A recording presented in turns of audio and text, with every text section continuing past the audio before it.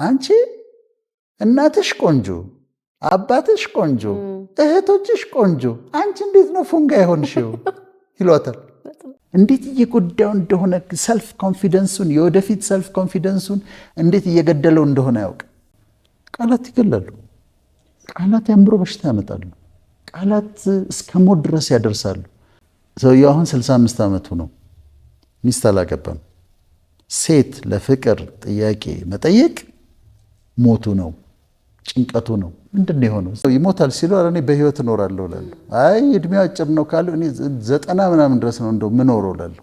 እንደው አስረዝመዋለሁ እስከ 91 ዓመቴ እኖራለሁ እላለሁ። ከአንደበት የሚወጡ የፍቅር ቃላት እንደዛ ማሳመር ይችላሉ። ከአንደበት የሚወጡ የጥላቻ ቃላት ደግሞ እንደዛ ማበላሸት ይችላሉ። እኔ አሁን ዘመዶች እሰማለሁ። ዘመድ ይመጣል፣ አክስት አጎት ይመጣል። አክስት አጎት ይመጣና እንዴ አንቺ እናትሽ ቆንጆ፣ አባትሽ ቆንጆ፣ እህቶችሽ ቆንጆ፣ አንቺ እንዴት ነው ፉንጋ የሆንሽው ይሏታል። በመጡ ቁጥር አክስትየው ይሄንን ይሏታል። ትስቃለች እሷ። ግን የሚያመጣባት ተጽዕኖ ግን ቀላል አይደለም።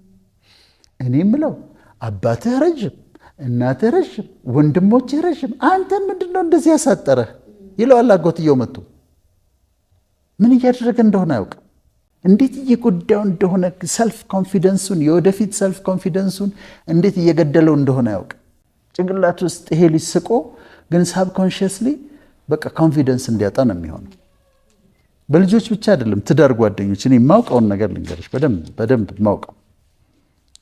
ማውቃቸው ቤተሰቦች ናቸውና ሲጣሉ ሁል ጊዜ ሚስት ምን ትለዋለች? አንተ አእምሮህ ጤነኛ አይደለም ትለዋለች። በተጣሉ ቁጥር ነው የምትለው። እኔ እኮ ነግሬሃለሁ፣ አንተ እኮ እብድ ነህ፣ አእምሮህ ጤነኛ አይደለም። ደጋግማ ነው የምትለው። አንተ እብድ ነህ፣ አእምሮህ ጤና አይደለም፣ ነግሬሃለሁ እኔ። ጠንክራ ነው ደግሞ የምትለው። በኋላ ምን ሆነ? አእምሮን ታመመ። ባልየው አእምሮን ታመመ። አማኑኤል ገባ። ሺ ቶልድ ሂም ደጋግማን የነገረችው አንተ እብድ ነህ ብላ፣ አንተ አእምሮ በሽተኛ ነህ እያለ ደጋግማ ነግረዋለች። ታመመ ሰውዬው። አክቹዋሊ ቆይቶ ሞተ ራሱ። ቃላት ይገላሉ። ቃላት የአእምሮ በሽታ ያመጣሉ። ቃላት እስከ ሞት ድረስ ያደርሳሉ። እኔ ይህንን ስቶሪ በደንብ ነው የማውቀው፣ ምክንያቱም ልጁን አውቀዋለሁ። ልጁን በደንብ አውቀው ነበር እና ሲታመም ሁሉ አገኘው ምናምን ብለውኝ ውጭ ነበርኩኝ ላገኘው አልቻልኩም። ግን ደጋግማ ነግረው ነው። ሚስቱ ወፍራ እንግዲህ ልጆች ወልዳ ነው የወፈረችው አይደል? የራሱ ልጆች እኮ በማህፀኗ ተሸክማ ነው የወለደች። ኧረ እባክሽ አንቺ ቀንሺ ይላታል ደጋግሞ። ኧረ እባክሽ ቀንሺ፣ ደም ብዛት ነው የሚይዝሽ፣ ስኳር ነው የሚይዝሽ ይላታል። በየጊዜው ቀልድም እየመሰለው መጫወታም እየመሰለው አንቺ በጣም ፍረሻል እኮ፣ ኧረ ቀንሺ እባክሽ፣ በቃ ደም ብዛት ነው አንቺንም የሚይዝሽ፣ ስኳር ነው የሚይዝሽ ይላታል። ከተወሰነ ዓመት በኋላ ደም ብዛት አላት፣ ስኳር አላት። ባሏ የሚናገረው ነው። ደጋግሞ የነገራት ነው። ኃይል አለው። አንድ ልጅ እኔ የማውቀው ሌላ ሰው አንድ ጊዜ የኮሌጅ ተማሪ ሆኖ አንዲት ልጅን ለፍቅር ጥያቄ ጠየቃት። ከዛ አንደኛ በጣም አዋረደችው። ከዛ ከጓደኞቿ ጋር ከሴቶች ጋር ሆነው ደግሞ በጣም ሳቁበት። መልካም ደስ የሚል ሰው ነው። ሳቁበት፣ አሾፉበት፣ ተናገሩት። አንተ እኮ እንዲህ ነህ አሉት ምናምን። ሰውየው አሁን 65 ዓመቱ ነው። ሚስት አላገባም። ሴት ለፍቅር ጥያቄ መጠየቅ ሞቱ ነው፣ ጭንቀቱ ነው። ምንድን ነው የሆነው? እዛ ጋ ዩኒቨርሲቲ መጀመሪያ ዓመት ተማሪ ሆኖ የሞከራት ሴት፣ የፍቅር ጥያቄ ያቀረበችለት ሴት የተናገረችው ቃላቶች፣ ከዛ ባገኙት ቁጥር ደግሞ በግሩፕ ሆነው ሴቶቹ እሱን የተናገሩት ቃል አድርጎበት አሁን ሴትን ለፍቅር ጓደኝነት ለመጠየቅ አይችልም። 65 ዓመት ምናምን ሆኖታል። አላገባም። አለማግባቱን ታዩ እንደው እጮኛም ኖሮትም አያውቅ። ስለዚህ ይሄን ያህል ኃይል ካለው ቃላት ይሄን ያህል ኃይል ካላቸው እንዴት መጠንቀቅ አለብን? ሰዎችን እንዳንጎዳ፣ ከዛ ደግሞ እኛም ደግሞ እንዳንጎዳ። ሰዎች አንዳንድ ነገር በሚነግሩበት ጊዜ እሰብረዋለሁ። አንዳንድ ነገር ሲናገሩ አሟርተው ያውቃሉ ሰዎች እኔ ላይ አይ በቃ እሱ እንትን ብሏል እንደዚህ ነው ምናምን እግዚአብሔር ይቀጠዋል ብለው ያውቃሉ። ዝም ብሎ እንደዚህ መንፈሳዊ አካባቢ። ከዛ እኔ ደግሞ ያንን ገለብጠዋለሁ። ምን ይሆኝ ነው ሰብረዋለሁ። እንትን ነው ይሞታል ሲሉ እኔ በህይወት እኖራለሁ እላለሁ። አይ እድሜው አጭር ነው ካሉ እኔ 90 ምናምን ድረስ ነው እንደው ምኖረው እላለሁ። እንደው አስረዝመዋለሁ እስከ 91 ዓመቴ እኖራለሁ እላለሁ። ዝም ብለው ከመሬት ተነስቶ አሞታል እኮ ምናምን ካሉ ኧረ እኔ ጤነኛ ነኝ ብዬ አውጃለሁ። አዋጅን በአዋጅ ታውጃለሽ፣ ንግግርን በንግግር ትሰብሪያለሽ። ምክንያቱም ሰዎች የሚናገሩት ነገር ኃይል ስላለው ካልሰበርሽው ከነሱ የወጣውን ኔጌቲቭ ጠማማ ንግግሮች፣ አሉታዊ ንግግሮች አንቺ ደግሞ ፖዚቲቭ በሆኑት ለውጠሽ ትሰብሪዋለሽ። ይቻላል እንደዛ። ኢነርጂን በኔጌቲቭም በፖዚቲቭ ማጥፋት ትችላለሽ። እና እኔ አንዳንድ ነገሮች ሲነገሩብኝ ዝም ብዬ አላይም፣ ሄጄ በተቃራኒው ሰብረዋለሁ። ያላሰብኩት እንደውም ያሳስቡኛል። እና እንደዛ መደረግ አለበት። በተለይ ለወላጆች ማውራት አለብን። ልጆቻችሁ ላይ ማይሆን ነገር አትረባም፣ አትረቢም፣ አትጠቅሚም፣ እንደዚህ ነሽ፣ ዘመድ እየመጣ አንቺ ፉንጋ ነሽ፣ ባሪቾ፣ ቅጽል ስም ማውጣት፣ ታላላቅ ወንድሞች ታናሽ ወንድማቸውን በማይገባ ቃላት በብሽሽቅ ምን ያህል እየገደሏቸው እንደሆነ ያውቁ።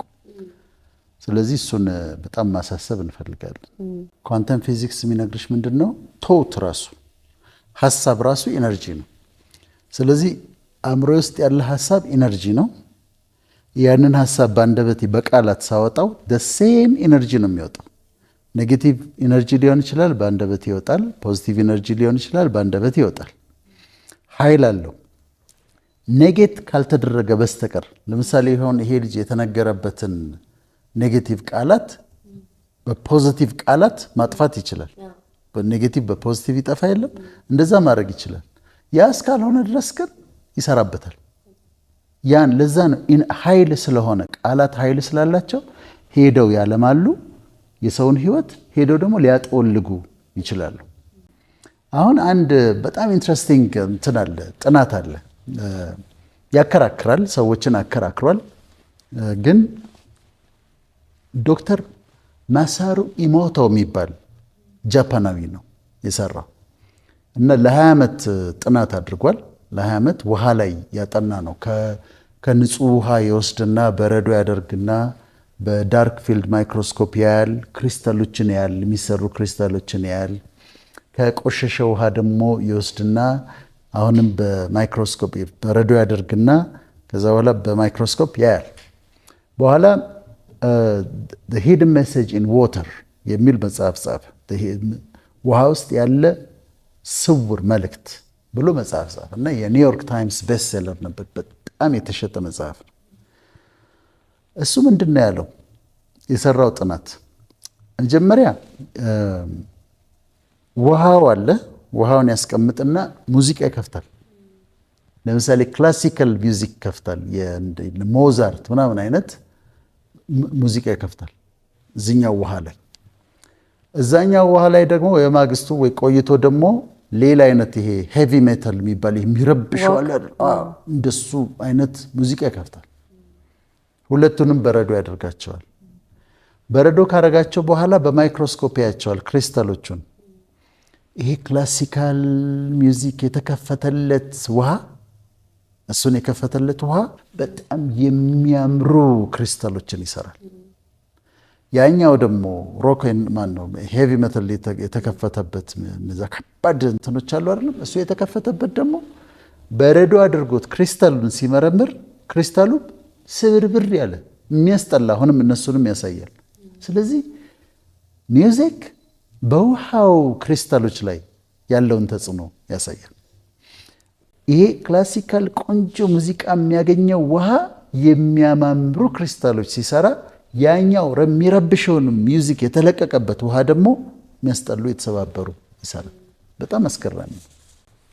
ይሄ ብቻ አይደለም፣ ጸሎት የተጸለየበት ውሃ እንግዲህ አሁን እሱ ጃፓኒዝ ነው እና አንድ ውሃ ጸሎት ሲደረግበት ውሃው ላይ ሲጸለይበት ከዛ በኋላ የተጸለየበት ውሃ በረዶ እንዲሰራ አድርጎ ክሪስታሎቹን ስታያቸው እንዴት እንደሚያምሩ ማመናችን አሁንም ያሳይልናል። ከዛ ደግሞ ጸሎት የተባረከ ውሃ የተጸለየበት ውሃን እንደዚህ ያሳያል። ከዛ ደግሞ ርግማን የተደረገበት ውሃ ደግሞ ዝም ብሎ ከርስ የተደረገ እሱን ደግሞ ሲያስጠሉ ክሪስታሎቹ በጣም ነው የሚገርሙ።